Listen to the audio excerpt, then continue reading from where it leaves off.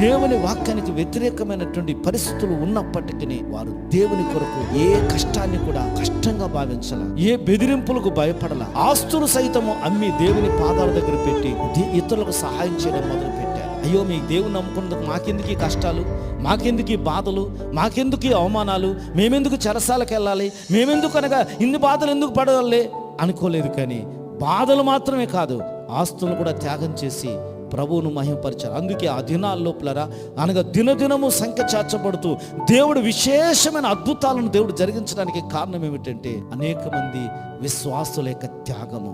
ఈరోజు క్రైస్తవ జీవితంలో ఏ త్యాగం, మన సమయాన్ని త్యాగం చేయం, మనకున్న ధనాన్ని త్యాగం చేయం, మనకున్న శక్తిని త్యాగం చేయం, ఏది త్యాగము చేయకుండా, ఏది మనం నష్టపరుచుకోకుండా దేవుని దగ్గర నుంచి ఏవేవో పొందాలనే ఆలోచన కలిగి ఉంటున్నాం. ఆ ఆలోచనలు దేవుడు ఎన్నడూ కూడా సఫలపరిచేటువంటి వాడు కాదు.